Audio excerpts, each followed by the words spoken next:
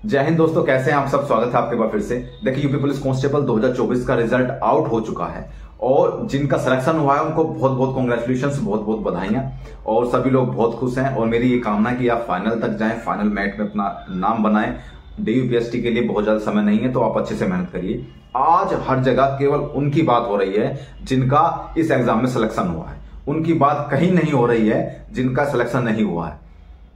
आज मैं उनकी बात करने आया हूं क्योंकि बहुत सारे लोग ऐसे हैं जो अब इस टेंशन में हैं, डिप्रेशन में आ गए हैं और उनके मन पर, उनके दिल पर एक पहाड़ सा टूट गया है। क्योंकि मेहनत तो उन्होंने भी बहुत की थी, मेहनत में कहीं कमी नहीं थी। सिलेक्ट होना और अनसेलेक्ट रहना, दोनों ने इससे लगभग सेम मेहनत की थी। कमी कहां रह गई? कमी केवल कुछ ही चीजों में रही है। अगर आप उस कमी को निकाल देंगे तो यकीन मानिए, जो आने वाली 40,000 वैकेंसी हैं यूपी पुलिस कांस्टेबल की, जिसे योगी जी ने खुद अनाउंस किया था, आप उसमें सिलेक्शन ले जाएंगे। बस अपनी कमी को पहचानने में, आपकी कमी खुद बता रहा हूं, आपकी कमी क्या कमी रह गई थी। देखिए, आपकी जो स्ट्रेटेजी थी वो सिलेक्ट होने वाले बच्चों से बेहतर नहीं थी। ये बात आप मानिए, किसी पर दोष देने की जरूरत नहीं है कि मुझे समय नहीं मिला, या मेरे पास पैसे नहीं थे, या मैंने ये नहीं किया, या उसने मेरे साथ ऐसा कर दिया, या ये हुआ वो हुआ। कुछ नहीं, इसमें एक्सेप्ट करिए कि कमी सिर्फ तुम्हारी थी और किसी की नहीं। जब आप ये कमी एक्सेप्ट करेंगे तभी तो उसको दूर करेंगे। मान करके चलिए कि आपकी जो स्ट्रेटेजी थी वो उनसे बेहतर नहीं थी, आपकी जो कंसिस्टेंसी थी वो उनसे बेहतर नहीं थी, वो आपसे ज्यादा कंसिस्टेंट थे। वो रेगुलर पढ़ाई कर रहे थे, आपने 2 दिन पढ़ाई की, तीसरे दिन गैप कर लिया, आपकी कंसिस्टेंसी बन ही नहीं पाई।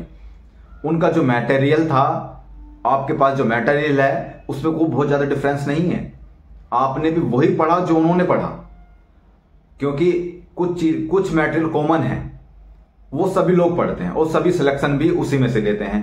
बस अंतर कहां आता है कि आपको क्या सब्जेक्ट हमें पहले पढ़ना है, कौन से सब्जेक्ट पर विशेष ध्यान देना है, किस सब्जेक्ट को कितना टाइम देना है, हमारी स्ट्रेटेजी क्या होनी चाहिए, हमारा टाइम टेबल क्या होना चाहिए, हमारे पढ़ने के घंटे कितने नियत होने चाहिए, वो सब आप लोगों ने मिस कर दिया। जो उन लोगों ने एक्सेप्ट किया, आपने मिस कर दिया और उनका सिलेक्शन हो गया। आपके अंदर एक लगन नहीं, देखिए, नहीं मुझे सिर्फ सिलेक्शन लेना है, इस वाली वैकेंसी में सिलेक्शन लेना है और मुझे कुछ चाहिए ही नहीं। आपके अंदर उस चीज की कमी थी। वो सिलेक्शन ले गए क्योंकि उनको अंदर भूख थी एक सिलेक्शन लेने की।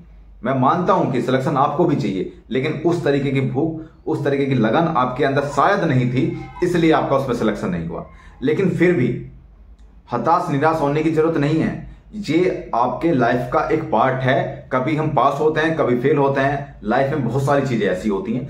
अभी आने वाली जो वैकेंसी है, उस वैकेंसी में अगर आप बेहतर तरीके से तैयारी करें, एक स्ट्रेटेजी के अनुसार तैयारी करें, आज ही एक प्लान बनाएं कि मुझे क्या क्या चीजें आगे की वैकेंसी के लिए पढ़ना है, किस तरीके से प्रिपरेशन करनी है, प्रैक्टिस सेट, लास्ट ईयर के क्वेश्चन पेपर्स, बुक्स, नोट्स कौन सी यूज करनी है पढ़ने के लिए, वो सब आपके लिखी होनी चाहिए और आप उसके अकॉर्डिंग फिर तैयारी करें। फिर देखिए आपका सिलेक्शन क्यों नहीं होता है। इस बार सिलेक्शन नहीं हुआ, कोई बात नहीं, आप अगली बार सिलेक्शन लीजिए। हो सकता है आपका अगली बार सिलेक्शन इससे भी अच्छी जगह कहीं हो जाए, लेकिन आप अपनी पढ़ाई को कंटिन्यूअसली करेंगे, एक भी दिन का गैप नहीं करेंगे। ये बात आप गांठ बांध लीजिए। कंटिन्यूअसली मेहनत करने के बाद ही आपका सिलेक्शन होता है और आपका सिलेक्शन तभी होता है जब आपको लगता है कि अब मेरा कुछ नहीं होने वाला लाइफ में। ये मैं पर्सनल एक्सपीरियंस आपके साथ शेयर कर रहा हूं।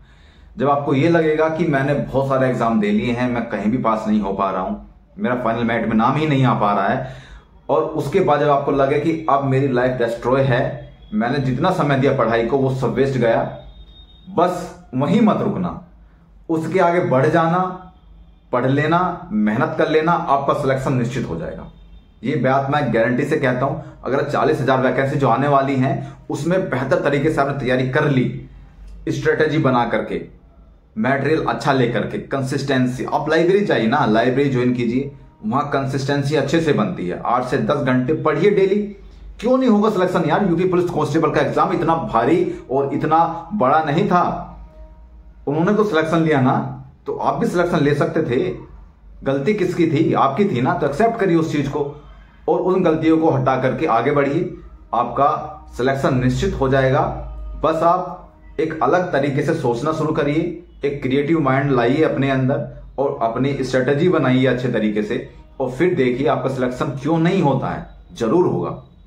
लोड लेने की जरूरत नहीं है कि सिलेक्शन नहीं हुआ तो ये हो जाएगा वो हो जाएगा, लाइफ डिस्ट्रॉय हो गई, मैं तो बेकार हो गया, मैं कुछ किसी काम का नहीं। हर किसी के अंदर एक एबिलिटी होती है कि कुछ लोग जल्दी चीजों को समझ लेते हैं, कुछ लोग जल्दी चीजों को नहीं समझ पाते हैं। जब उनको समझ में आती है उसके बाद उनका सिलेक्शन हो जाता है। ऐसा मेरे साथ भी हुआ था, सभी के साथ ऐसा होता है। जिनका सिलेक्शन हुआ है हो सकता है वो बहुत पहले से इस चीज को समझ गए हों कि किस तरीके से सिलेक्शन लेना है, क्या स्ट्रेटेजी होनी चाहिए, वो समझ गए। आप लोग नहीं समझ पाए, तो ज्यादा परेशान होने की जरूरत नहीं है। ये सब चीजें ऊपर नीचे होता रहता है, कभी फेल कभी पास। हो सकता है आप उससे अच्छी नौकरी ले जाएं, या हो सकता है आने वाले 40,000 वैकेंसी में आपका सिलेक्शन आप टॉप लोगों में से हो, तो बिल्कुल हो सकता है। तो पढ़ते रहिए, बढ़ते रहिए, टेंशन नहीं लेनी, लोड नहीं लेनी, अपना पढ़ाई पे ध्यान देना है, बाकी चीजें भाड़ में जाएं। सिर्फ और सिर्फ पढ़ाई, अगर सिलेक्शन लेना है तो सिर्फ और सिर्फ पढ़ाई पे फोकस करिए, अपनी बुक्स पर फोकस करिए। आज से रील्स, मोबाइल्स और यूट्यूब के रील्स और ये सारी चीजें छोड़ दीजिए यार।